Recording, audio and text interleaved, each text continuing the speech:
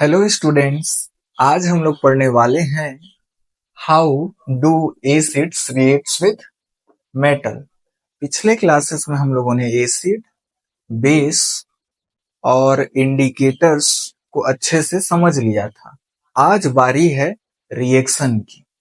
Reaction की या हम लोग ऐसे भी बोल सकते हैं इसको chemical properties of acid and base. तो चलिए हम लोग रिएक्शन को देखते हैं कि कैसे कैसे रिएक्शन होता है। थोड़ा सा आपका कुछ सेकंड और लूंगा मैं। देखिए रिएक्शन अब जितना भी सीखेंगे, रिएक्शन आपको सीखने के लिए बहुत सारे आगे की बातें का नॉलेज होना चाहिए, जैसे इलेक्ट्रॉनिक कन्फिगुरेशन, ऑक्टेट रूल, कौन कौन कितना इलेक्ट्रॉन लेता है, कौन कितना इलेक्ट्रॉन देता है, किस पे कितना चार्ज आता है, किस पे कितना प्लस चार्ज आता है, किस पे कितना माइनस चार्ज आता है। इतना नॉलेज होने के बाद फिर आपको इलेक्ट्रोनिगेटिविटी पता होना चाहिए। जब तक ये सब बात में से आपको कोई बात पता नहीं होगा, तब तक आप कभी भी रिएक्शन को समझ नहीं सकते। केवल आप रट करके याद तो कर लेंगे, कोई दिक्कत नहीं उसमें। तो इसी के लिए मैंने सबसे पहले स्टार्ट किया था कि केमिकल फॉर्मूला कैसे बनाया जाता है, और फिर उसके बाद मैंने एक सीरीज बनाया था केमिकल रिएक्शन का, जिसमें मैंने हर एक बात कवर किया है। तो उसका लिंक मैं डिस्क्रिप्शन में दे दूंगा, आप उसको जरूर से जरूर देखिए, क्योंकि वो इतना इम्पोर्टेंट है कि उसके बिना कोई भी स्टूडेंट केमिस्ट्री को समझ नहीं सकता। इसलिए आपको बहुत जरूरी है वो समझ। ठीक है, क्योंकि यहाँ तो सब बातें बताई नहीं जा सकती, आगे की पीछे की कि क्या क्या जरूरत पड़ेगा। इसी के लिए मैंने उस सेपरेट वीडियो बनाया है, तो आप उसको जरूर देखिएगा। उसको देखने के बाद तो आपको इसको समझने की उतनी ज्यादा जरूरत ही नहीं पड़ेगी। फिर भी यहाँ जितना संभव हो सके मैं बता दूंगा। ठीक है, अब देखिए कि how do acid reacts with metal, मतलब एसिड मेटल से कैसे रिएक्ट करते हैं। तो सबसे पहले हमको नहीं पता कि एसिड मेटल से रिएक्ट करेगा तो क्या बनाएगा। हम लोग एक एग्जाम्पल लेते हैं बुक का, क्योंकि बुक का एग्जाम्पल से बाहर तो छत्तीसगढ़ में देगा नहीं। ठीक है, फिर आपको मैं इसका फील दिलाऊंगा। जैसे मान के चलिए HCl एसिड हो गया, इसका रिएक्शन कराना है हमको एक मेटल से, दैट इज जिंक। ठीक ठीक है, अब हमको पता नहीं है कि जिंक HCl से रिएक्ट करेगा तो क्या बनाएगा। कुछ भी नहीं जानते हम अबाउट दिस रिएक्शन। तो मैं क्या बताया हूं आप लोग को उस वाले सीरीज में कि जो मेटल होगा, कोई सा भी हो दुनिया का मेटल, मेटल हम उसी को कहते हैं जो इलेक्ट्रॉन डोनेट करता है हमेशा। अब आप जितना भी पुराना या पिछले या छोटे क्लासेस में पढ़े हैं कि मेटल साइन करता है, मेटल सोनोरस मतलब स्पेसिफिक साउंड निकालता है, मेटल में ये नहीं होता वो नहीं होता, वो सब छोटे क्लासेस की बातें थी। अब केवल आपको ये ध्यान रखना पड़ेगा, केवल एक जो आपको बड़े क्लास पूरा बुढ़ाते तक काम आएगा, कि मेटल हम केवल उसी को बोलेंगे जो इलेक्ट्रॉन डोनेट करता है हमेशा। अगर वो इलेक्ट्रॉन डोनेट कर रहा है तभी आप उसको मेटल बोल सकते हैं। मतलब केवल आपको एक बात पे ही जज करना है कि वो मेटल है या नहीं है, that is donation of electron. अगर वो इलेक्ट्रॉन डोनेट कर रहा है तो वो मेटल होगा। समझ आई बात? ठीक है, अब देखिए इस रिएक्शन के बारे में पूरा एकदम डिटेल में पढ़ते हैं। तो जो जिंक होगा, मेटल का काम ही है इलेक्ट्रॉन डोनेट करना। तो कहीं बस भी आपको रिएक्शन में मेटल दिखे, वो first of all electron donate करेगा। तो जिंक अपना इलेक्ट्रॉन डोनेट करेगा, और जिंक कितना इलेक्ट्रॉन डोनेट करता है? 2 इलेक्ट्रॉन डोनेट करता है। ये बातें आपको याद रखनी पड़ेगी। और अगर वो 2 इलेक्ट्रॉन डोनेट करेगा तो उस पर कितना चार्ज आएगा? +2। कैसे +2 चार्ज आया सर? ये सब बातें मैंने बता चुका है, मैं बता चुका हूं आपको, कि मैंने उस सीरीज में एकदम समझा के पूरा डिटेल में रखा है केमिकल फॉर्मूला और केमिकल रिएक्शन में। तो उसको आपको देखना बिल्कुल ज्यादा ही कंपलसरी है, क्योंकि आगे वाले चैप्टर में फिर प्रॉब्लम होने वाला है हम लोग। ठीक है, बाकी आपकी मर्जी। तो जिंक 2 इलेक्ट्रॉन डोनेट करेगा तो जिंक पे कितना चार्ज आएगा, +2। अब इलेक्ट्रोनिगेटिविटी से आपको ये फील आएगा कि जो HCl होता है वो कैसे ब्रेक होगा। सबसे पहले तो आपको सीखना है कि कैसे ब्रेक होता है। तो ये बात मैंने बहुत अच्छे से, मतलब 5 से 10 मिनट तक ये बात सिखाया है कि कैसे जानेंगे कौन कैसे ब्रेक होता है। HCl H+ में ब्रेक होगा और Cl- में ब्रेक होगा। समझ आया बात इतना? HCl का देख लिए H+, Cl-, जिंक का देख लिए कि जिंक 2 इलेक्ट्रॉन देगा और +2 चार्ज आएगा। अब देखिए जिंक पे कितना चार्ज है। अब आगे की कहानी समझते हैं।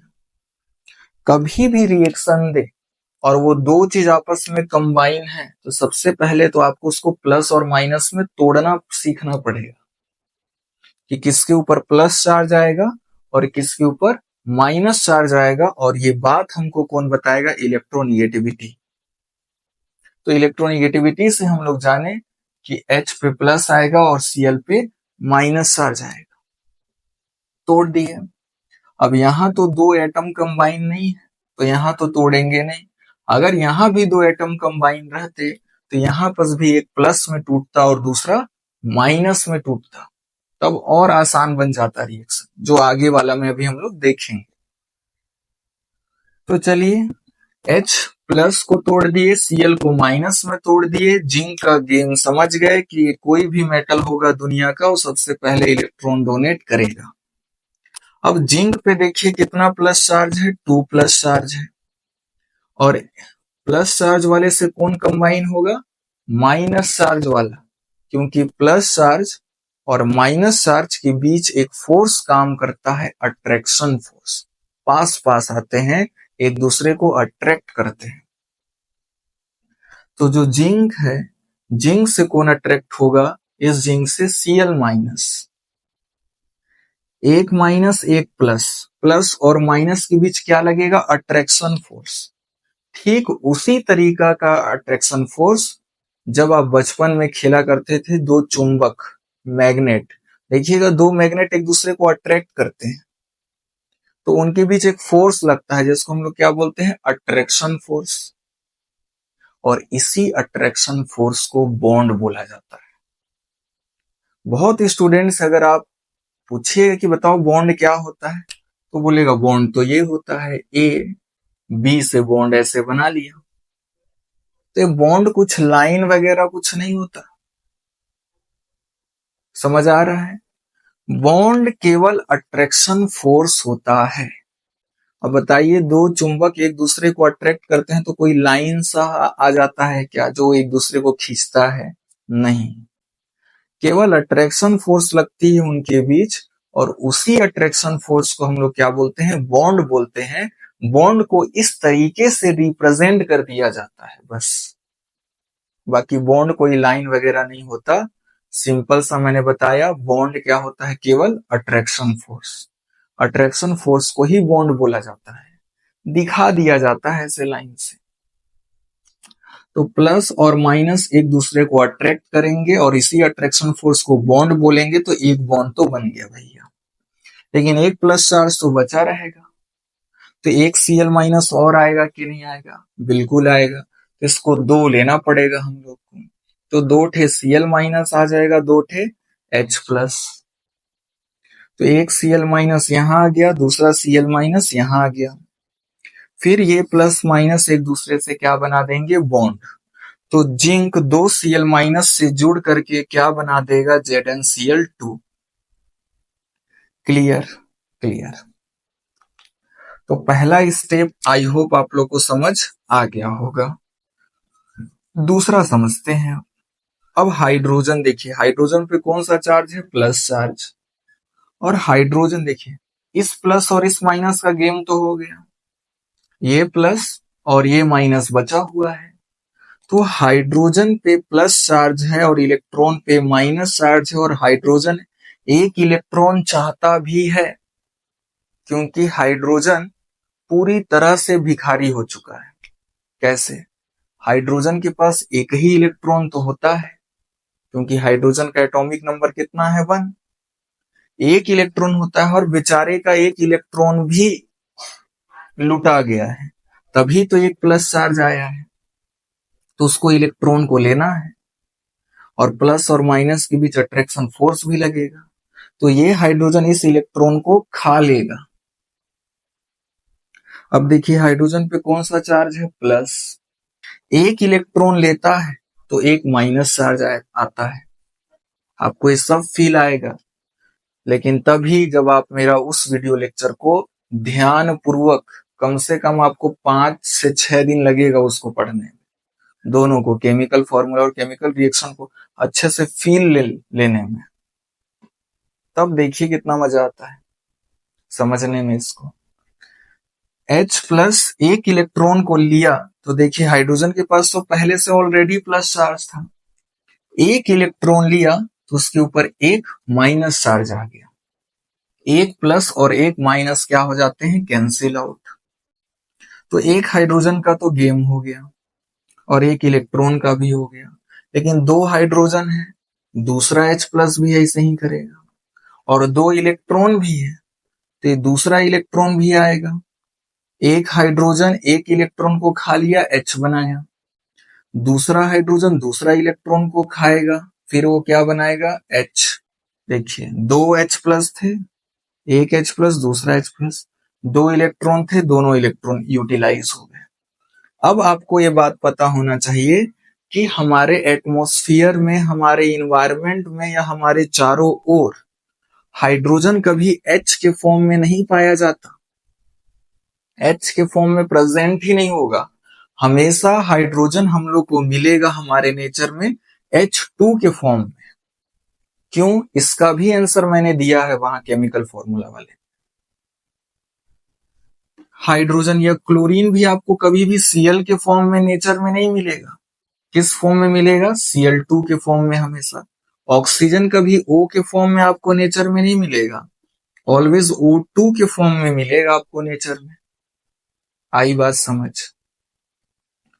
तो ये जो होते हैं दोनों हाइड्रोजन इतने फास्ट कि आप अपने आंख के पलक को नहीं झपका पाइएगा, उससे पहले ये दोनों हाइड्रोजन आपस में रिएक्ट कर लेंगे और H2 बना लेंगे। ठीक है, क्योंकि ये बनता ही नहीं, ये स्टेबल ही नहीं होते हाइड्रोजन। अकेला हाइड्रोजन नेचर में स्टेबल नहीं होता, इसलिए कभी फॉर्म ही नहीं होता। जैसे मैं एक एग्जांपल कहूं आपसे कि बिना गला का, बिना सर का कोई व्यक्ति, कोई पर्सन, कोई आदमी स्टेबल हो सकता है क्या अपने लाइफ में? नहीं, मर जाएगा वो तुरंत। Similarly hydrogen, single hydrogen stable नहीं होते, तो ये नेचर में दिखते ही नहीं है, आपको मिलते ही नहीं है, बनते ही नहीं है। जैसे बिना धड़ वाला व्यक्ति कोई बन नहीं सकता, उसी तरीके से बिना स्टेबल वाला एटम कभी दिखता नहीं है नेचर में या बनता नहीं है। बनेंगे लेकिन बहुत ही कम सेकंड के लिए, 0.00001 सेकंड के लिए, और तुरंत रिएक्ट कर लेंगे, H2 बना लेंगे। फील आ गया? ठीक है, अब समझते हैं, देखिए आगे की कहानी। ऐसे ही धीरे धीरे हम लोग सब गुत्थी को सुलझा लेंगे, या तो आप चाहें तो डायरेक्टली याद भी कर सकते हैं, बट मेरा काम था समझाना। बाकी दूसरा एक आपके पास सरल ऑप्शन भी है कि डायरेक्ट याद कर लीजिए। अब देखिए, when hydrochloric acid reacts with zinc, what is form? तो first one form that is ZnCl2, zinc chloride, and second thing that is H2, hydrogen gas. और गैस को हम लोग इस तरीके से रिप्रेजेंट करते हैं।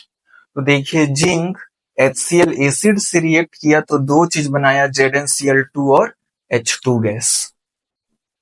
अब आपको मजे की बात बताते हैं। देखिए, बहुत स्टूडेंट होते हैं, सोचते हैं सर हम लोग कैसे पहचानेंगे कि ये एसिड है। अगर आपको किसी भी क्लास 10th के लिए है, ये 11th 12th में जाइएगा, कॉम्पिटेटिव एग्जाम में पढ़िएगा तो थोड़ा सा फर्क आता है कहीं, बट 10th के लेवल से इतना सफिशियंट है जितना हम लोग पढ़ रहे हैं। अगर आपको किसी के पास H दिखा, जैसे HCl हो गया, H2SO4 हो गया, HNO3 हो गया, और बताइए HCl, H2SO4, HNO3, CS3, COOH। ये एसिड के बारे में पढ़े और यही हमारे सिलेबस में इतना ही एसिड है। देखिए इसके पास H दिखा कि नहीं दिखा, इसके पास भी H दिखा, इसके पास भी H दिखा, इसके पास भी H दिखा। तो ऐसा कंपाउंड जिसके पास हाइड्रोजन आपको दिखे, समझ जाइएगा वो एसिड है, क्योंकि एसिड H+ देता है। समझ आया? तो ये H देंगे, H दिखा मतलब वो एसिड होंगे, तभी तो H+ देंगे। दूसरा, बहुत लोगों को परेशानी होती है सर बेस कैसे जानेंगे। बेस का भी डेफिनेशन मैंने बताया है, जो OH- दे, जिसको हाइड्रोक्साइड आयन बोलते हैं हम लोग। तो जिसके पास OH होगा, जैसे NaOH, KOH, NH4OH, तो देखिए ये जो कंपाउंड्स हैं इन सबके पास OH OH OH दिख रहा है, मतलब ये OH- देंगे कि नहीं देंगे? देंगे, मतलब ये क्या होंगे? बेस। तो सिंपल सा देखने का तरीका क्या है, अगर किसी कंपाउंड के पास H दिख जाए हमको तो वो एसिड होगा, और अगर किसी कंपाउंड के पास OH OH OH दिख जाए इट मीन्स वो बेस होंगे। समझ आया? तो क्या इसके पास आपको H दिख रहा है? नहीं। क्या आपको इसके पास OH दिख रहा है? नहीं। तो ना ये एसिड है ना ये बेस है, तो है क्या? सॉल्ट। क्या है ये? सॉल्ट है। बनते कैसे हैं सॉल्ट, इसका भी फील देंगे अभी, नेक्स्ट या इसी वीडियो लेक्चर में आएगा, ठीक है। तो ये ना एसिड है ना ये बेस है, तो तीसरा ही ऑप्शन बचेगा, दैट इज सॉल्ट। क्योंकि एसिड रहता तो इसके पास कहीं ना कहीं H रहता, बेस रहता तो कहीं ना कहीं इसके पास OH रहता। तो ना इसके पास H है ना इसके पास OH है, इट मीन्स ना ये एसिड है ना ये बेस है, इट मीन्स तीसरा ही ऑप्शन बचता है, that is salt. It means ये सॉल्ट है, और हाइड्रोजन गैस दे दिया। तो ये होता है अपना पूरा कॉन्सेप्ट कंप्लीट कि how do acid reacts with metal. When acid reacts with metal then to form salt and hydrogen gas. यही आपकी बुक का सबसे पहला लाइन है, बट उसमें हम लोग डायरेक्ट नहीं गए। अब आपको पढ़ने से फील आया होगा कैसे। तो सबसे पहले तो आप इसका स्क्रीनशॉट ले लीजिए कि ये रिएक्शन कैसे हुआ कैसे नहीं हुआ। अब एक लाइन जो है उसको मैं बता देता हूं। देखिए क्या है हमारे बुक में, उसको भी देख लेते हैं। तो बस आपका बुक में रिएक्शन ही पूछेगा, एक लाइन का जो दिया है ये वाला पूछ सकता है, बाकी इसमें इतना हम लोग बहुत ज्यादा पढ़ लिए, इतना सफिशियंट है। देखिए क्या होगा, ये क्या लिखेंगे? एसिड। ठीक है, एसिड किससे रिएक्ट करेगा? मेटल से। ठीक है, तो एसिड और मेटल आपस में रिएक्ट करेंगे तो क्या बनाएंगे? सॉल्ट बनाएंगे। बताइए याद करना पड़ा क्या? नहीं, पहले हम लोग समझ गए क्या बनेगा, उसके बाद लिख रहे हैं सॉल्ट। और क्या बनेगा? हाइड्रोजन गैस रिलीज होगा, हाइड्रोजन गैस। आई होप आप लोग को फील आ गया होगा कि ये कैसे होगा। देखिए जिसको टॉपर बनना है क्लास 10th में वो तो पूरा सिस्टम से समझेगा, बाकी नॉर्मल स्टूडेंट लोग डायरेक्टली याद भी कर सकते हैं, कोई दिक्कत वाली बात नहीं है। तो इस तरीके से हम लोगों ने पहला टॉपिक कंप्लीट कर लिया, how do acid reacts with metal. Next topic की ओर अब हम लोग चलते हैं। अब देखिए स्टूडेंट, छोटी सी बात छूट गई थी मेरे से, क्या ये बार बार छूट जाती है कि HCl के नीचे हम लोग क्या लिखे हैं? एक्वस। एसिड जनरली क्या होता है, पानी में मिला हुआ रहता है, पानी में क्या रहता है, मिक्स रहता है। एक्वस का फील दे ही दिए हैं, एक्वस का मतलब होता है पानी, और पानी में क्या है, मिक्स HCl। आपको जनरली जो एसिड दिखेंगे वो वाटर में ही मिक्स दिखेंगे, क्योंकि वाटर में मिक्स होने से एसिड का पावर थोड़ा सा क्या हो जाता है, कम। अगर एसिड में पानी की मात्रा या वाटर की मात्रा अगर बहुत कम कर दी जाए, या वाटर एकदम ना के बराबर कर दिया जाए, तो अगर एक बूंद भी छिटक गया तो पूरा गला देगा हमारे मसल्स को, इतना पावरफुल बन जाएगा। इसलिए इसमें क्या कर दिया जाता है, हमेशा वाटर मिक्स ही किया जाता है। दूसरी बात, जिंक। जिंक क्या है, मेटल। और आप जानते हैं कि जो मेटल होता है वो सॉलिड फॉर्म में पाया जाता है। सॉलिड मतलब ठोस फॉर्म में पाया जाता है। केवल एक ही मेटल है जो मरकरी, जो लिक्विड फॉर्म में पाया जाता है। बाकी सब लोहा, आयरन आप देख लीजिए, कॉपर देख लीजिए, जिंक देख लीजिए, ये सब जितने भी मेटल्स होते हैं सॉलिड फॉर्म में पाए जाते हैं, इसलिए छोटा सा एस लिखा है।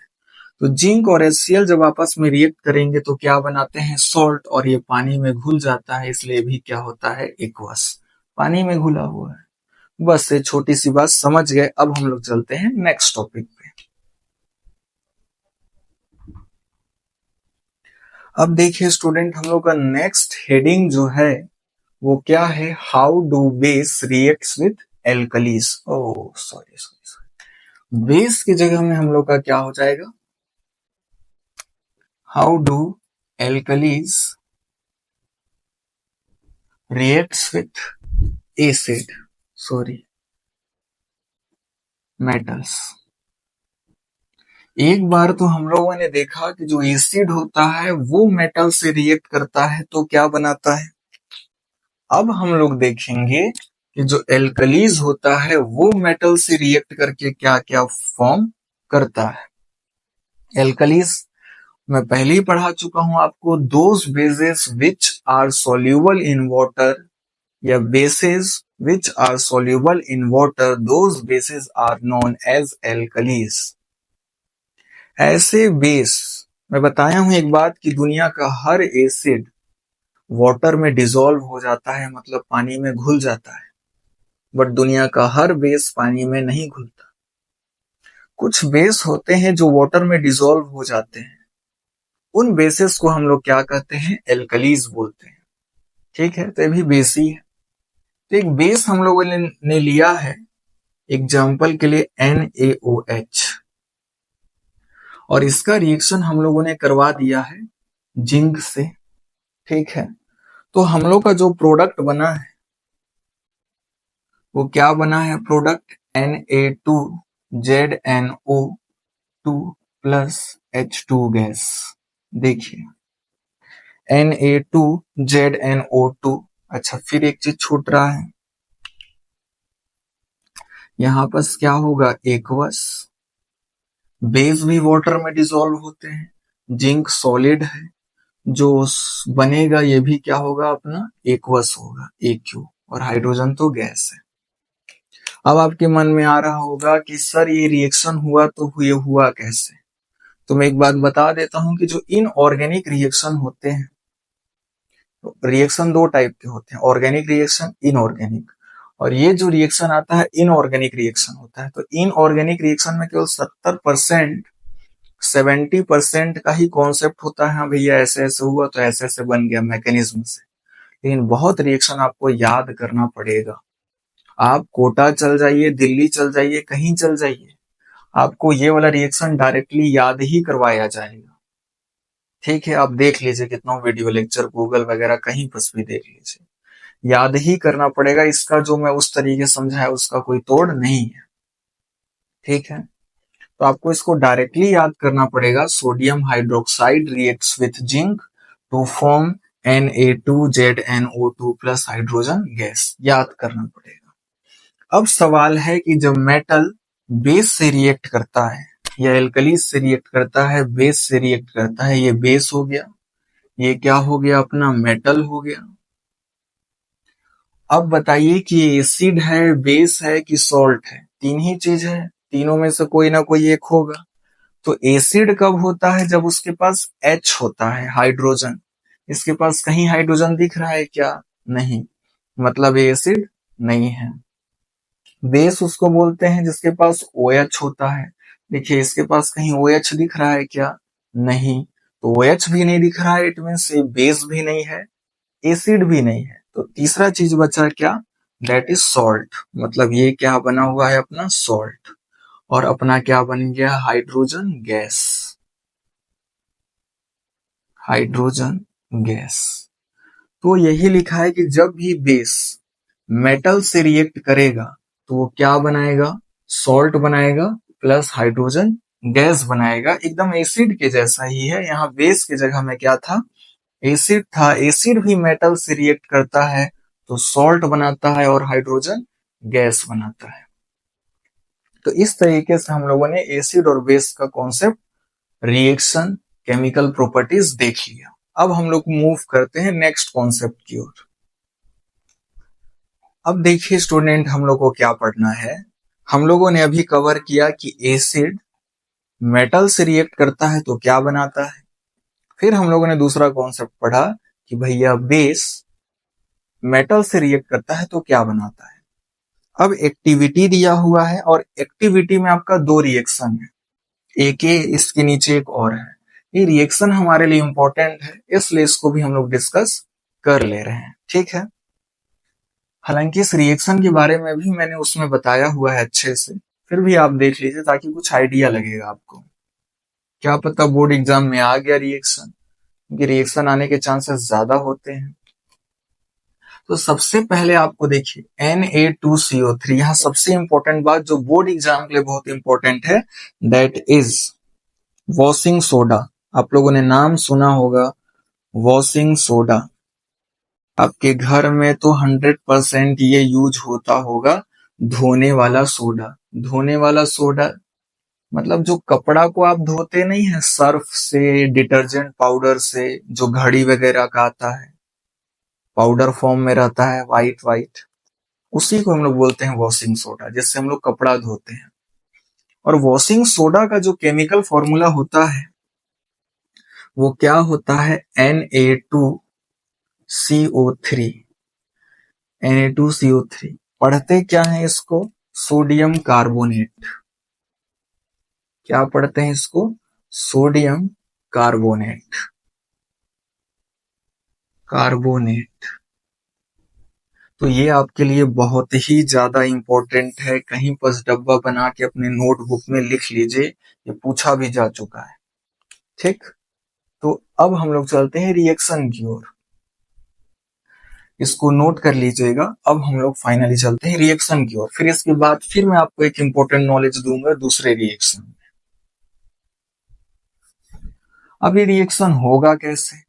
सबसे पहले मैंने बताया है कि अगर किसी रिएक्शन में दो एटम आपस में कंबाइन होते हैं तो उनको आपको तोड़ना पड़ता है प्लस और माइनस के फॉर्म में।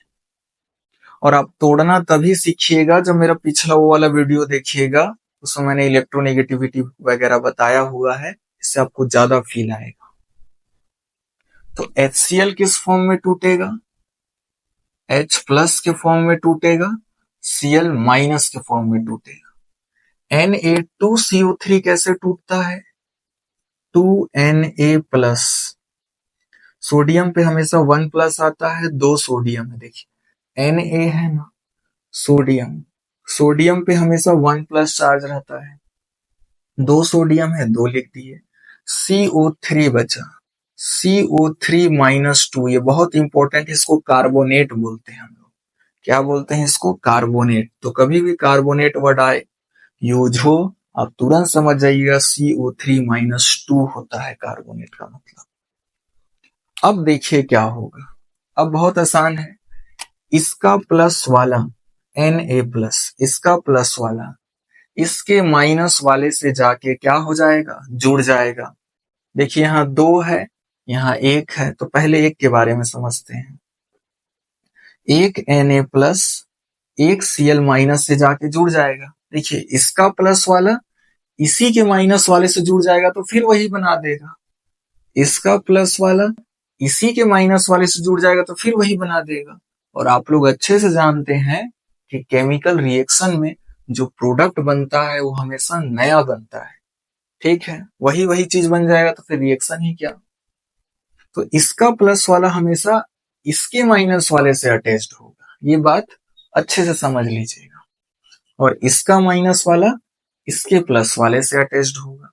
तो इसका प्लस इसका माइनस को अट्रैक्ट करेगा, प्लस माइनस बॉन्ड बनाएंगे, क्या बन के तैयार हो जाएगा, NaCl, एक प्लस एक माइनस, तो क्या बन गया अपना NaCl।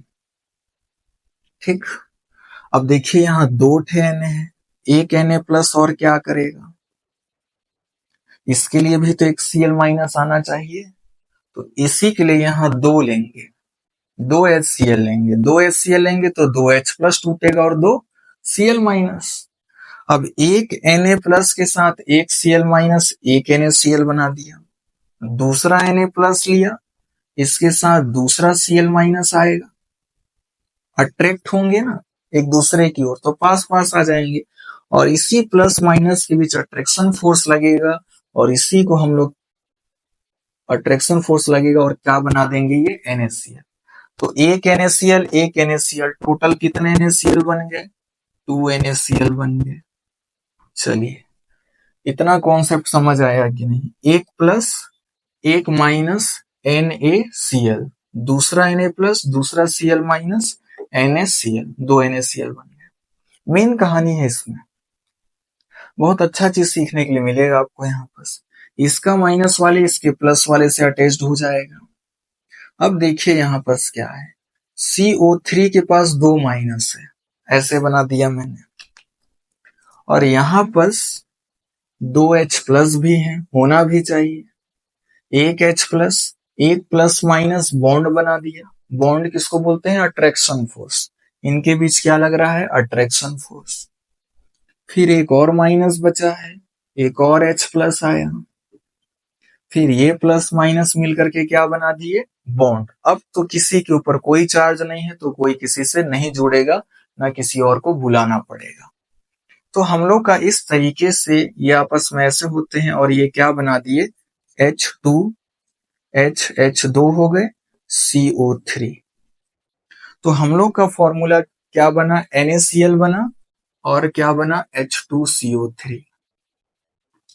बट मजे की बात यह है कि हमारे बुक में तो H2CO3 लिखा ही नहीं है सर, हमारे बुक में तो H2CO3 लिखा ही नहीं है। देखिए यहाँ पर भी एक बहुत सुंदर कॉन्सेप्ट है, याद रखिएगा, 11th-12th में अगर आप साइंस लेके पढ़ेंगे तो आपको बहुत काम आने वाला है। बहुत कोई नहीं जानते इस बात को, H2CO3 बहुत ज्यादा अनस्टेबल होता है। अनस्टेबल मतलब कम स्थायी होता है, ज्यादा समय तक टिक नहीं पाता नेचर में।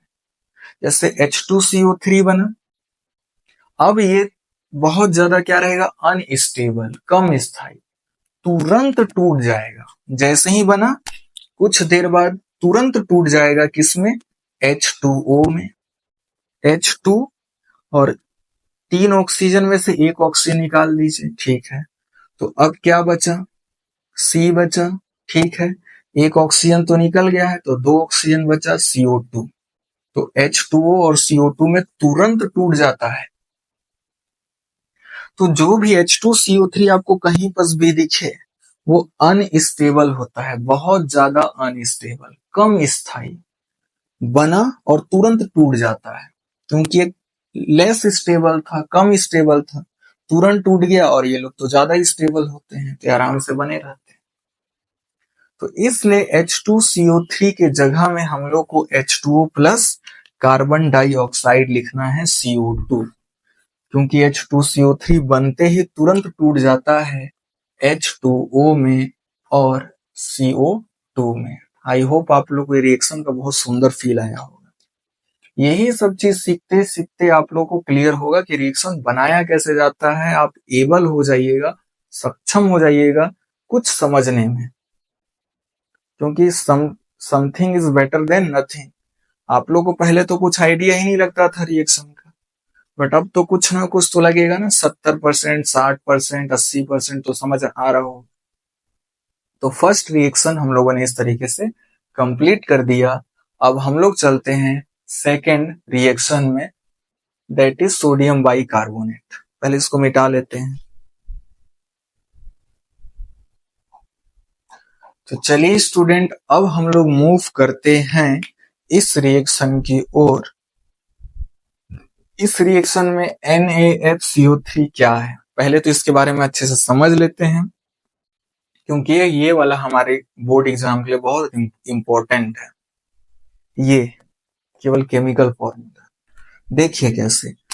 अभी हम लोगों ने एक चीज देखा था जस्ट इसका प्रीवियस रिएक्शन में, एसिड बोल रहा हूँ, वॉशिंग सोडा। अब हम लोग को क्या देखना है, बेकिंग सोडा। बेकिंग सोडा को हिंदी में खाने वाला सोडा भी कहा जाता है, खाने वाला सोडा। इस सोडा को हम लोग खाते हैं, बेकिंग सोडा को। कैसे sir?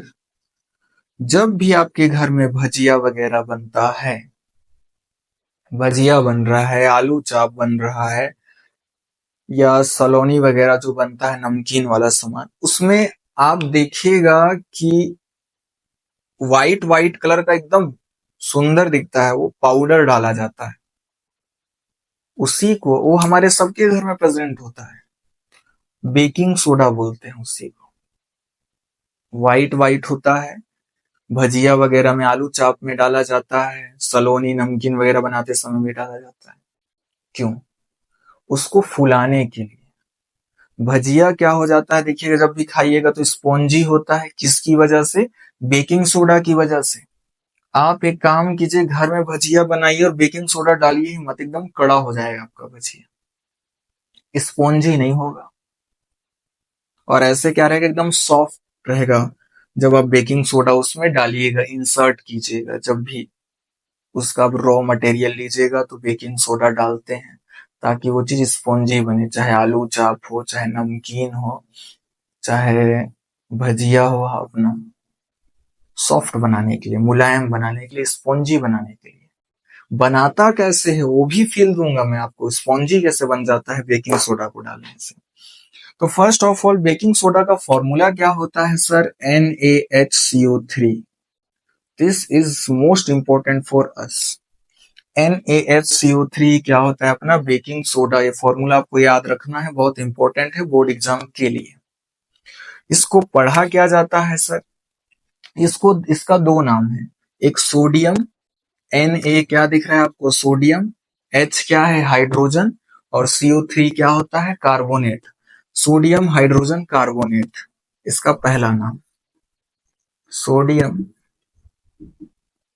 Hydrogen carbonate, sodium hydrogen carbonate, carbonate एक ही साथ लिखना है आपको। दूसरा नाम भी देख लीजिए, दूसरा नाम इसका होता है sodium by carbonate, sodium by carbonate. दोनों में से कोई सा भी नाम आप लिख सकते हैं, बिंदास, कभी भी नंबर नहीं कटेगा, इसकी गारंटी हमारी। समझ आया कि नहीं है? तो आपसे पूछा जाएगा भैया बेकिंग सोडा क्या होता है, या फॉर्म इसका नाम लिख देगा, या फॉर्मूला पूछेगा। और ये भी क्वेश्चन सीजी बोर्ड में आ चुका है। कौन कौन सा क्वेश्चन इस चैप्टर से आया है प्रीवियस क्लासेस में? 2019, 20, 21, 22, 23, 24, 25 बोर्ड एग्जाम में सबका मैं एक सेपरेट वीडियो बनाऊंगा जिसमें इस चैप्टर से जितने भी क्वेश्चन आए हैं उसको भी सॉल्व करेंगे। ठीक है, तो ये आप सब नोट बना करके, डब्बा बना करके एक लिख लीजिए अच्छे से संजोर के। अब हम लोग चलते हैं इस रिएक्शन की ओर, इसको इरेज करके।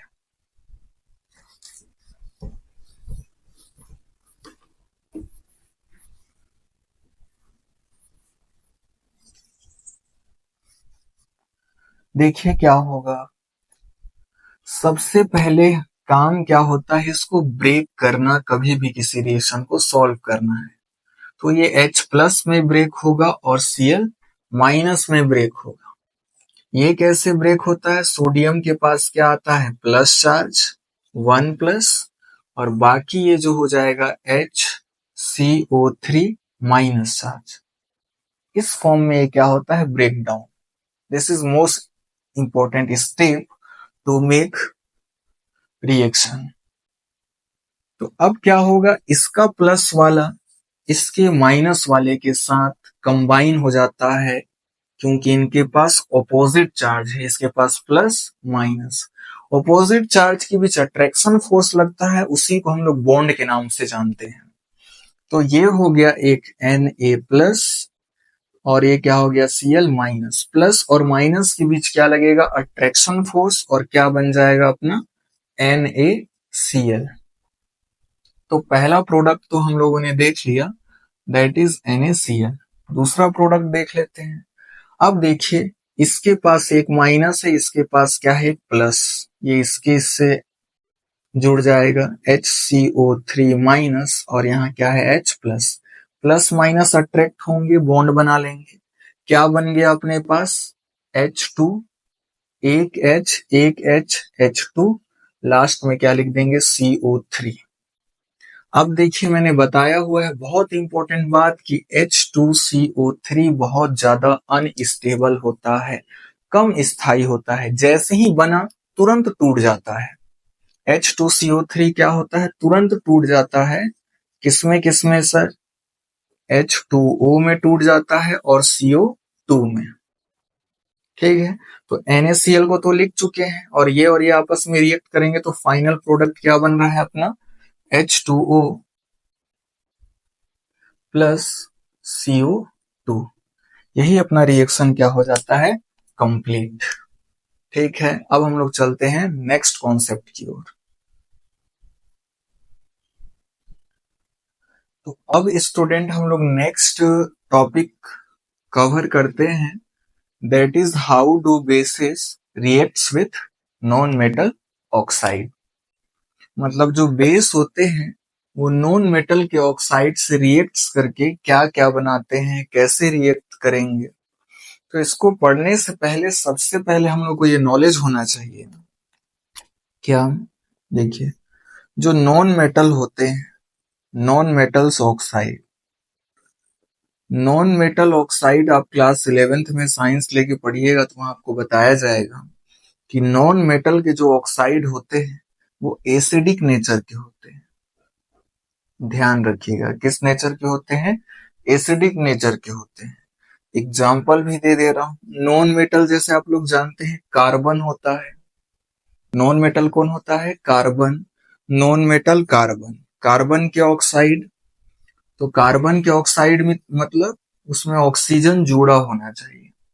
तो कार्बन डाइऑक्साइड क्या है, नॉन मेटल का ऑक्साइड है। तो इसका नेचर कैसा होगा, वेरी इंटरेस्टिंग। कार्बन डाइऑक्साइड का नेचर कैसा होगा, एसिडिक नेचर का होगा। क्लियर हो गया कि नहीं आप लोग को। इससे थोड़ा मोड़ा इस कॉन्सेप्ट में आप लोग को आसानी मिलेगा और नई बातें सीखने को मिलेंगी। क्या देखते हैं, अब देखिए। अच्छा, अभी लगे हाथ ये भी पढ़ लेते हैं कि मेटल के ऑक्साइड का नेचर क्या होता है। मेटल ऑक्साइड का जो नेचर होता है वो बेसिक होता है, जस्ट ऑपोजिट। बेसिक नेचर के होते हैं मेटल के ऑक्साइड। जैसे कॉपर ऑक्साइड, इसका बेसिक नेचर होगा। आयरन के ऑक्साइड बेसिक नेचर होगा। समझ आई बात। सोडियम के ऑक्साइड Na2O, ये भी बेसिक नेचर का होगा। कैल्शियम ऑक्साइड CaO, ये भी बेसिक नेचर का होगा। तो अभी हम लोग के काम की बात कौन है, ये वाला, इस टॉपिक में। तो नॉन मेटल के ऑक्साइड, तो देखिए सल्फर भी क्या होता है, एक नॉन मेटल होता है। सल्फर भी क्या होता है, नॉन मेटल होता है। और सल्फर के ऑक्साइड हम लोग क्या ले लिए हैं, सल्फर डाइऑक्साइड। ऑक्साइड मतलब ऑक्सीजन अटैच्ड रहेगा उससे। सल्फर डाइऑक्साइड क्या हो गया, नॉन मेटल कौन हो गया, सल्फर। नॉन मेटल के ऑक्साइड, ऑक्सीजन अटैच्ड रहता है तो उसको ऑक्साइड बोलते हैं उसके। तो ये नॉन मेटल का ऑक्साइड है जो कि सल्फर डाइऑक्साइड है। क्लियर इतनी बात। अगर वो ऑक्सीजन से कोई भी चीज जुड़ा रहता है तो वो उसका ऑक्साइड होता है। ठीक है, जैसे यहाँ कॉपर का ऑक्साइड है, सोडियम का ऑक्साइड है, कैल्शियम का ऑक्साइड है, और ये सल्फर का ऑक्साइड है, सल्फर डाइऑक्साइड। और सल्फर क्या होता है अपना, नॉन मेटल होता है। तो नॉन मेटल के ऑक्साइड हो गए कि नहीं हो गए? हो गए। तो सल्फर डाइऑक्साइड क्या हो गया? Non metal oxide. क्लियर। अब इसको रिएक्ट कराना है हम लोग को किससे? बेस से। बेस हम लोगों ने क्या ले लिया? NaOH। हमको नहीं पता क्या बनेगा, लेकिन अब आप बताइएगा जो नॉन मेटल के ऑक्साइड होते हैं उसका नेचर कैसा होता है? एसिडिक नेचर का होता है, मतलब ये एसिड के जैसा बिहेव करेगा। और ये कौन है? अपना बेस है। और ये बात आप लोगों ने सुना होगा, भले अभी तो न्यू न्यू है, लेकिन अभी आप जान लीजिएगा। जस्ट इस टॉपिक के बाद हम लोग पढ़ेंगे न्यूट्रलाइजेशन रिएक्शन। वहां आपको एकदम फील देंगे हम लोग क्या, कि एसिड और बेस जब भी आपस में रिएक्ट करेंगे, कि एसिड और बेस आपस में रिएक्ट कर रहे हैं तो क्या बनाएंगे? सॉल्ट। हमेशा सॉल्ट बनाते हैं और वाटर बनाते हैं। कभी भी अगर एसिड और बेस आपस में रिएक्ट कर रहे हैं तो क्या बनता है? सॉल्ट और वाटर बनता है। तो देखिए ये एसिड हो गया, ये बेस हो गया। प्रोडक्ट क्या बनेगा ये भी आपको याद रखना पड़ेगा। यहाँ Na2SO3 प्लस H2O। तो H2O वाटर हो गया, Na2SO3 सॉल्ट हो गया। हाइड्रोजन भी नहीं दिख रहा है इसके पास, मतलब एसिड नहीं होगा। OH भी नहीं दिख रहा है इसके पास, इट मीन्स ये बेस भी नहीं होगा। तो तीसरा ही चीज बचता है, क्या होगा? सॉल्ट। तो ये एसिड, नॉन मेटल के ऑक्साइड क्या होते हैं? Acidic, acid. और ये बेस, एसिड और बेस रिएक्ट करते हैं तो सॉल्ट ही बनता है, और वाटर, ये दोनों हमेशा बनते हैं। एसिड और बेस रिएक्ट करेंगे तो दोनों का बनना कंपलसरी है, सॉल्ट और वाटर का बनेगा ही बनेगा। इस तरीके से इस रिएक्शन को आपको याद करना पड़ेगा डायरेक्टली। थोड़ा मोड़ा जितना मेरे को समझा सकता था मैंने समझा दिया यहाँ पर। क्लियर हो गया इतना बात? तो ये टॉपिक भी अपना होता है पूरा कंप्लीट। अब हम लोग चलते हैं न्यूट्रलाइजेशन रिएक्शन, वो बहुत मजेदार है।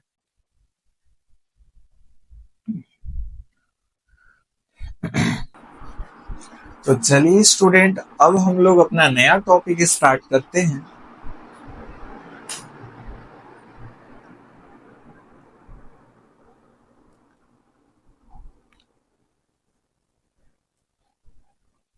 तो देखिए स्टूडेंट, अब हम लोग का नया टॉपिक क्या है? How do acids and bases reacts each other. Book में ये टॉपिक दिया है, बट आपको एग्जाम में क्या लिख करके पूछेगा? Neutralisation reaction. एक्चुअली में क्या है ये? Neutralisation reaction. न्यूट्रलाइजेशन रिएक्शन ये एक्चुअली में न्यूट्रलाइजेशन रिएक्शन है। ठीक है, क्या होता है न्यूट्रलाइजेशन रिएक्शन समझते हैं एकदम आराम से। ठीक है, बहुत मजेदार है और बहुत इजी टॉपिक है ये। देखिए न्यूट्रलाइजेशन रिएक्शन में क्या होता है। न्यूट्रलाइजेशन रिएक्शन में यह होता है कि जो एसिड होता है वो बेस से रिएक्ट करता है और न्यूट्रल हो जाता है। एसिड और बेस जब आपस में रिएक्ट करते हैं तो न्यूट्रल हो जाते हैं। न्यूट्रल मतलब ना अब एसिड का गुण रहेगा उसमें, ना उसमें अब बेस का गुण रहेगा। दोनों गुण एक दूसरे को क्या कर देंगे? न्यूट्रल, कैंसिल आउट कर देंगे।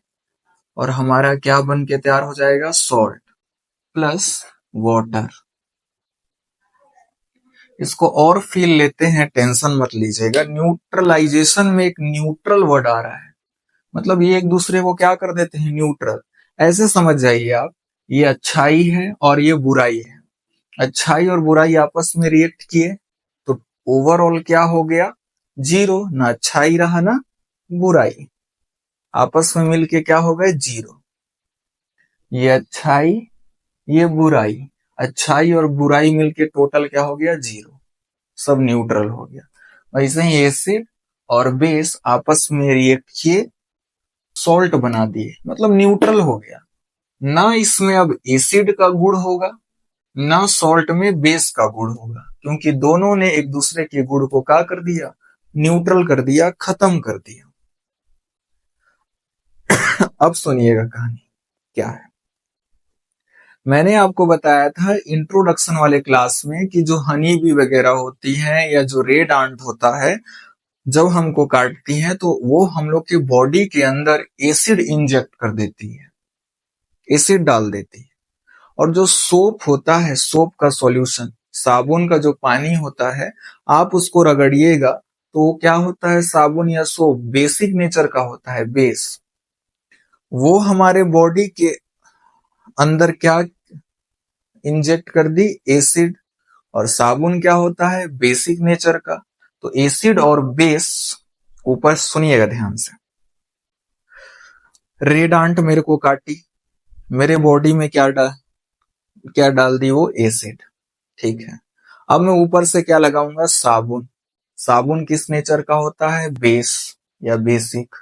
तो एसिड और बेस आपस में यहाँ यहाँ एसिड भी चल गया और मैं ऊपर से लगा दिया साबुन। और साबुन का नेचर कैसा होता है, बेसिक नेचर का होता है। तो एसिड और बेस आपस में रिएक्ट करते हैं और क्या हो जाते हैं, न्यूट्रल। एसिड डाला रेड आंट ने, मैंने ऊपर से बेस डाल दिया, एसिड और बेस दोनों रिएक्ट करते हैं और ओवरऑल न्यूट्रल हो जाते हैं। न्यूट्रल हो जाते हैं मतलब एक दूसरे को कैंसिल आउट कर देते हैं। एसिड का उल्टा कौन है, बेस। जब ये दोनों मिलते हैं तो एक दूसरे का को क्या कर देते हैं, कैंसिल आउट। एसिड बेस के गुण को दबा देगा और बेस एसिड के गुण को दबा देगा, तो किसी का प्रॉपर्टी नहीं बच पाएगा, ना एसिड का ना बेस का। तो यहाँ एसिड बेस रिएक्शन होता है, न्यूट्रल हो जाते हैं और मेरा दर्द क्या हो जाता है, खत्म। क्योंकि दर्द किसकी वजह से हो रहा था, एसिड की वजह से। अब एसिड और मैंने ऊपर से लगा दिया बेस, एसिड बेस आपस में रिएक्ट किए, बन गया सॉल्ट, और सॉल्ट से दर्द। एसिड और यहाँ क्या था, एसिड, मैंने ऊपर से क्या डाला, बेस। एसिड और बेस एक दूसरे को क्या कर दिए, न्यूट्रल कर दिए। अब एसिड बचा ही नहीं तो मेरे में दर्द ही नहीं होगा। मुझे समझ आई बात की नहीं? इसी वजह से हम लोग इसको क्या करते हैं, सोप को लगा देते हैं, बुक में कहा है। फिर से और लास्ट टाइम और समझ लेते हैं अच्छे से। मेरे को ऐसा फील हो रहा है कि मैं शायद थोड़ा सा अच्छा से आपको नहीं क्लियर कर पाया। रेड आंट काटी, मेरे बॉडी के अंदर एसिड इंजेक्ट कर दी, मैं ऊपर से साबुन लगाया, साबुन बेस होता है। तो एसिड और बेस आपस में रिएक्ट किए और एक दूसरे की प्रॉपर्टी को दबा दिए, दोनों, क्योंकि एक दूसरे के उल्टे होते हैं। एसिड बेस की प्रॉपर्टी को दबा देगा और बेस एसिड की प्रॉपर्टी को दबा देगा। दोनों एक दूसरे को न्यूट्रल कर देंगे, एक दूसरे को काट देंगे, ऐसे भी समझ सकते हैं, न्यूट्रल कर देंगे। न्यूट्रल हो जाएगा तो यहाँ एसिड बचेगा ही नहीं और मेरे बॉडी में दर्द खत्म हो जाएगा। समझ आया कि नहीं आया? दर्द खत्म हो जाएगा आपका। तो इसी के लिए कभी भी कोई भी काटता है एसिड, तो आप वहां बेस डाल दीजिए, एसिड बेस रिएक्शन होगा, न्यूट्रल हो जाएंगे, आपका दर्द खत्म। समझ आया? तो कभी भी कोई चीज काटता है तो आपको बेस डालना है, क्योंकि बेस डालने से, कोई भी काटा आपके बॉडी में, एसिड डाला है, आप ऊपर से क्या डालिएगा, बेस। एसिड बेस रिएक्शन करेंगे, न्यूट्रल हो जाएंगे, तो एसिड खत्म हो जाएगा वहां का, क्योंकि वो तो बेस के साथ रिएक्ट कर लिया। एसिड की वजह से ही दर्द हो रहा था आपको, तो एसिड अब वो रहेगा ही नहीं, तो आपको दर्द भी फील नहीं होगा। इतना समझने के बाद फाइनली हम लोग रिएक्शन में आते हैं कि बोर्ड एग्जाम में रिएक्शन से लेना देना है। एसिड और बेस आपस में रिएक्ट करते हैं और सॉल्ट प्लस वाटर बनाते हैं। तो सबसे पहले इसी को हम लोग क्या बोलते हैं, न्यूट्रलाइजेशन रिएक्शन, क्योंकि न्यूट्रल हो जाता है। जब भी सॉल्ट बनता है तो ना इसमें एसिड की प्रॉपर्टी बचती है, ना इसमें बेस की प्रॉपर्टी बचती है। ये एक दूसरे को क्या कर देते हैं, न्यूट्रल कर देते हैं और सॉल्ट बना देते हैं और वाटर बना देते हैं। इसलिए इसका क्या नाम दिया गया है, न्यूट्रलाइजेशन रिएक्शन। क्योंकि एसिड और बेस मिलते हैं और एक दूसरे को न्यूट्रल कर देते हैं, दोनों एक दूसरे को काट देते हैं, एक दूसरे की प्रॉपर्टी को दबा देते हैं और न्यूट्रल हो जाते हैं। तो ना यहाँ एसिडिक गुण बचता है ना बेसिक गुण बचता है, इसलिए इसको बोला जाता है न्यूट्रल हो गए। ना एसिड की प्रॉपर्टी बची ना बेस की। एसिड ने बेस का प्रॉपर्टी को दबा दिया, बेस ने एसिड का प्रॉपर्टी को दबा दिया, दोनों का प्रॉपर्टी खत्म, न्यूट्रल हो गए, बिल्कुल जीरो। ना एसिड का प्रॉपर्टी कितना बचा, जीरो, बेस की प्रॉपर्टी कितनी बची, जीरो, तो एक दूसरे को न्यूट्रल कर दिए, खत्म कर दिए, तो इसलिए इसको क्या बोला जाता है, न्यूट्रलाइजेशन रिएक्शन। अगर इतना समझ में नहीं आया तो कोई बात नहीं, एग्जाम में न्यूट्रलाइजेशन रिएक्शन आएगा तो आपको लिखना कैसे है पहले वो समझिए। सबसे पहले तो हेडिंग डालना है आपको न्यूट्रलाइजेशन रिएक्शन, फिर आपको क्या लिखना है, देखिए सिस्टम से लिख के आपको बताते हैं।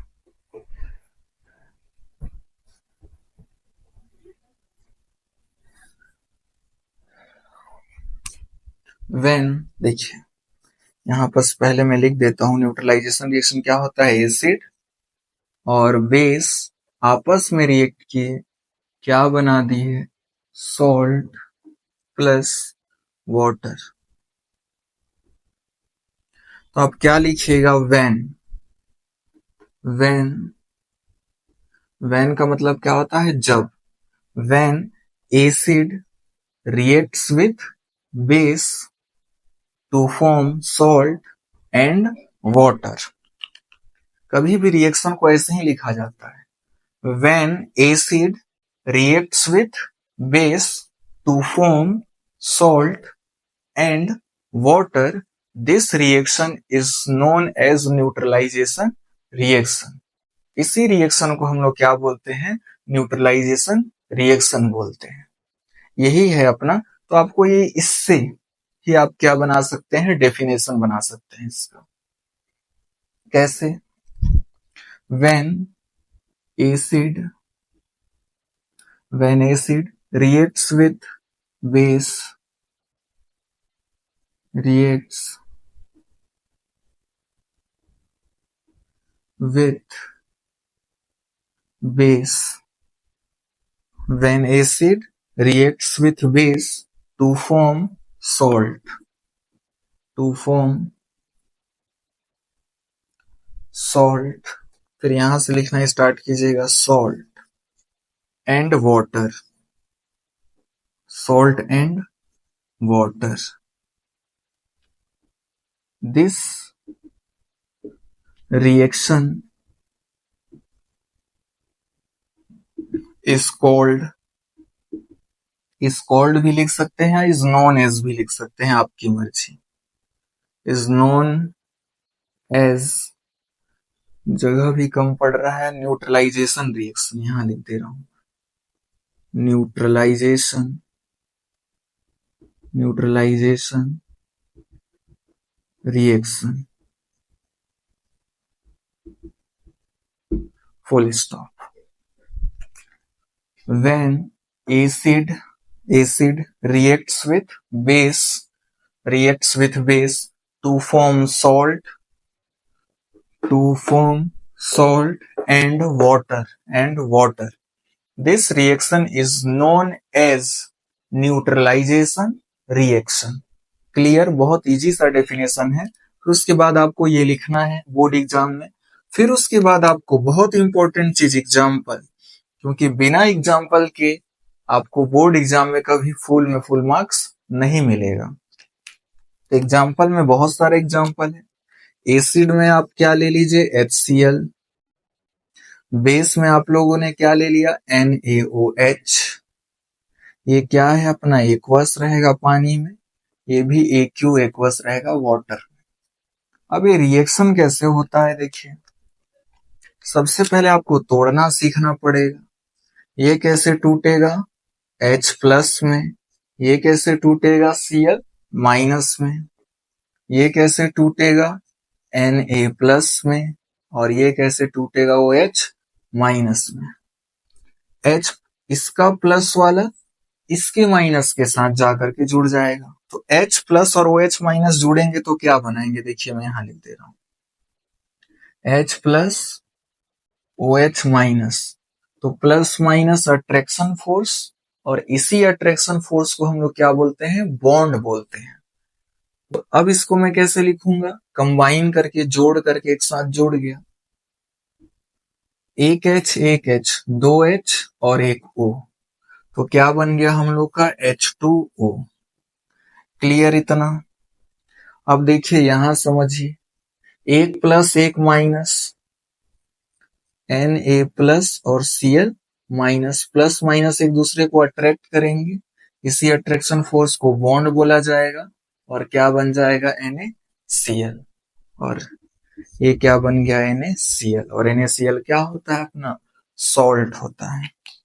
तो इस तरीके से ये अपना क्या था एसिड और ये अपना क्या था बेस, ये आपस में रिएक्शन किए, ये आपस में रिएक्शन किए, क्या बना दिए सॉल्ट NaCl प्लस वाटर। मैं फील भी दे दिया आप लोगों को कि रिएक्शन कैसे हुआ। सबसे पहले इसको आपको तोड़ना सीखना पड़ेगा, H+ में और Cl माइनस में, ये भी Na+OH-, इसका प्लस वाले इसके माइनस से, तो H+ और OH- आपस में मिलेंगे तो क्या बना देंगे H2O। H2O हम लोग लिख दिए, इसका माइनस वाला इसके प्लस वाले के साथ, माइनस प्लस आपस में जुड़ेगा तो NaCl बन जाएगा, यहाँ NaCl सॉल्ट बन गया।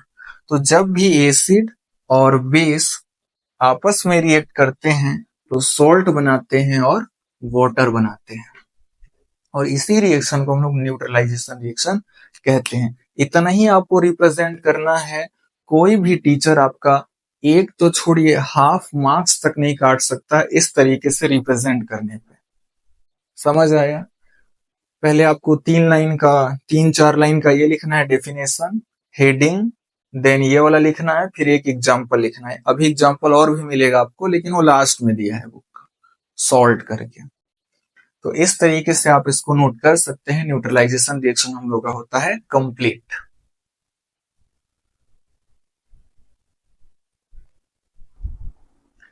अब देखिए स्टूडेंट, हम लोग इस वीडियो का लास्ट टॉपिक कवर करते हैं, दैट इज आयोनाइजेशन। अब सबके मन में सबसे पहला क्वेश्चन आएगा, सर आयोनाइजेशन क्या होता है?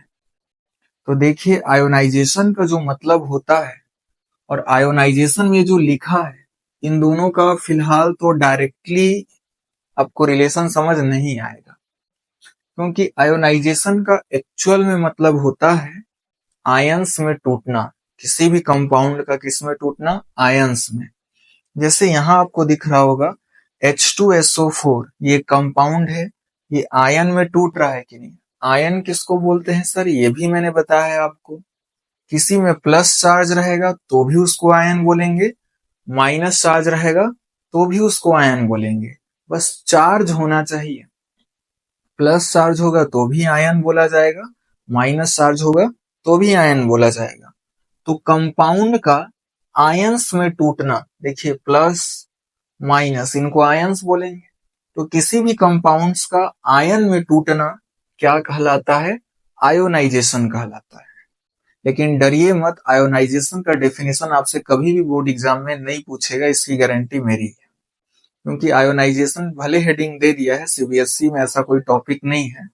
सीबीएसई का बुक में पढ़िएगा तो ना टीचर आयोनाइजेशन पढ़ाता है ना उसमें टॉपिक दिया है। आयोनाइजेशन का हेडिंग दिया है हम लोग को, लेकिन समझाया किसको है कि एसिड क्या होता है और बेस क्या होता है, जो कि मैंने वीडियो के फर्स्ट लेक्चर में आपको पढ़ाया है कि आर्हीनियस साहब के हिसाब से एसिड उसको बोलते हैं जो H+ डोनेट करता है वाटर में डिसॉल्व होने के बाद, और बेस किसको बोलते हैं जो वाटर में डिसॉल्व होने के बाद हाइड्रोक्साइड आयन देता है, OH- आयन देता है। तो भले हेडिंग क्या लिख दिया गया है, आयोनाइजेशन, ठीक है, लेकिन इसमें कवर क्या किया गया है कि एसिड क्या होता है और बेस क्या होता है। समझ आए आपको? तो इसी के लिए मैं बोल रहा हूं आयोनाइजेशन वर्ड से परेशान होने की जरूरत नहीं है, ये कभी भी आपके हेडिंग में पूछ करके नहीं आएगा कि व्हाट इज आयोनाइजेशन, आपके एग्जाम में, निश्चिंत रहिए। तो फिर भी अगर बहुत स्टूडेंट लोग के मन में होगा कि सर आयोनाइजेशन का मतलब क्या होता है, तो मैंने बता दिया, किसी भी कंपाउंड्स का आयंस में टूटना क्या कहलाता है, आयोनाइजेशन कहलाता है। जैसे H2SO4 है, ये प्लस चार्ज और माइनस चार्ज में टूट गया, मतलब आयंस में टूट गया, इनको आयंस बोलेंगे हम लोग। तो किसी भी कंपाउंड्स का आयन में टूटना क्या कहलाता है, आयोनाइजेशन कहलाता है। ठीक, सेटिस्फेक्शन के लिए, बाकी इसकी जरूरत नहीं थी, यहाँ बस आपके सेटिस्फेक्शन के लिए मैंने बता दिया। अब देखिए आयोनाइजेशन वाला टॉपिक में हम लोग की बुक में क्या लिखा गया है। From time to time, many scientists attempt to understand the behavior of acid and alkalis in water. In 1884, the Swedish scientist Arrhenius used his observation to explain the special characteristics of acid and alkalis. ये जितना भी मैंने पढ़ा ये हमारे कोई काम का नहीं है, क्योंकि ये पास्ट में है कि किस सन में 1884 में ये हुआ वो हुआ, ये सब का हमसे कोई लेना देना नहीं है, ना हमारे एग्जाम से कोई दूर दूर तक कोई लेना देना नहीं है, सब कभी नहीं पूछा जाएगा। यहां से है इंपॉर्टेंट, उसी के आगे इसमें यहां लिखा है ना, इन 1884 the scientist Arrhenius used his observation to explain the special characteristics of acid and alkalis according to से मैंने लिख दिया है आपको यहाँ समझाने की, इसकी भी जरूरत नहीं है क्योंकि इसको हम लोग पहले ही कवर कर चुके हैं। एसिड किसे कहते हैं और बेस किसे कहते हैं, मैंने अच्छे से एसिड का पहले डेफिनेशन लिखवाया है, फिर एग्जाम्पल लिखवाया है, फिर वो कैसे कैसे ब्रेक होता है ये वाला भी सब मैं कवर कर चुका हूँ। फिर मैंने बेस का डेफिनेशन लिखवाया है, एग्जाम्पल लिखवाया है, फिर कैसे टूटता है वो भी मैंने कवर कर दिया है, और उसी एसिड और बेस का डेफिनेशन यहाँ दिया है। समझ आ रही है आपको बातें। ये जो आयोनाइजेशन टॉपिक है इसमें हम लोग को क्या समझा रहा है कि एसिड क्या होता है और बेस क्या होता है, जो कि हम लोग पहले ही समझ चुके हैं लेक्चर फर्स्ट में और लेक्चर सेकेंड में, एसिड और बेस। लेकिन फिर भी मैं इस टॉपिक को एक बार थोड़ा सा रिवीजन कर देता हूं। According to Arrhenius, Arrhenius scientist का नाम है, आर्हेनियस के अनुसार इन एक्वस सॉल्यूशन मतलब पानी के सॉल्यूशन में एसिड मोलिक्यूल विल डिसोसिएट होना मतलब टूटना, into positively charged hydrogen ion, positively charge hydrogen ion H+ ion को बोल रहा है, एंड निगेटिव आयन। फिर क्या बोल रहा है कि एसिड किसमें किसमें टूटता है, मोलिक्यूल टूटता है हाइड्रोजन आयन में और निगेटिव आयन में टूटता है। ये एसिड का डेफिनेशन बता रहा है आपको। एक्चुअली हम लोगों ने अच्छे से कवर कर लिया है कि नहीं, इससे बेहतरीन तरीके से एसिड का कर लिया है, तो इसलिए आपको यहाँ इसको ज्यादा दिमाग लगाने की जरूरत नहीं है, क्योंकि जो डेफिनेशन दिया है उतना आपके मन में नहीं घुसेगा एसिड का। लेकिन फिर भी मैंने बता दे रहा हूं कि जो एसिड है ये हाइड्रोजन आयन देगा, बोल रहा है हाइड्रोजन आयन देगा, डिसोसिएट होगा, H2SO4 एसिड था, ये किसमें किसमें टूटा, डिसोसिएट हुआ H+ आयन में और negatively charged ion and negative ion, और निगेटिव आयन में टूटा कि नहीं।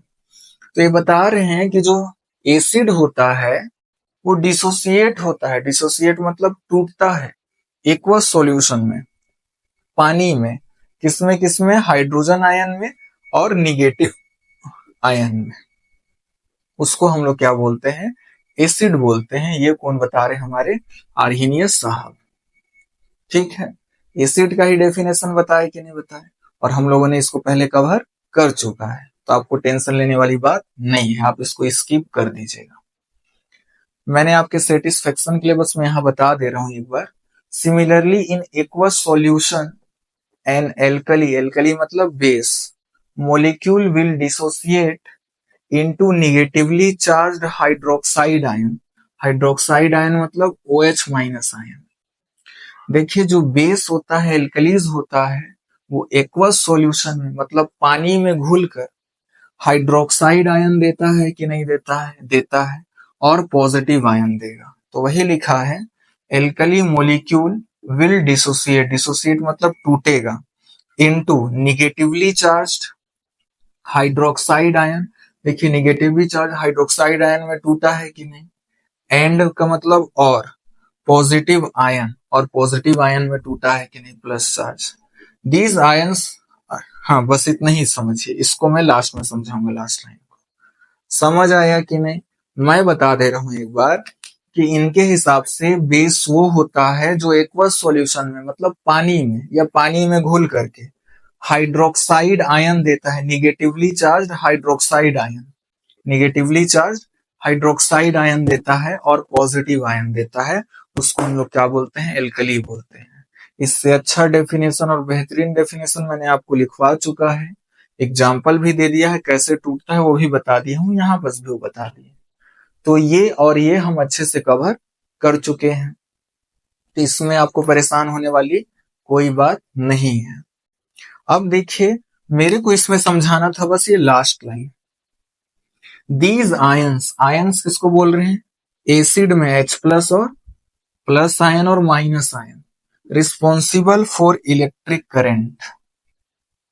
यहाँ बहुत इंपॉर्टेंट बात है, तो बस इसमें कुछ नहीं दिया है, आयोनाइजेशन हेडिंग है, लेकिन इसमें कवर किया क्या गया है, एसिड और बेस का डेफिनेशन पहले पढ़ चुके हैं हम लोग उसको। तो इसको मैं मिटा देता हूं और मैं ये लास्ट लाइन को आपको समझा देता हूं।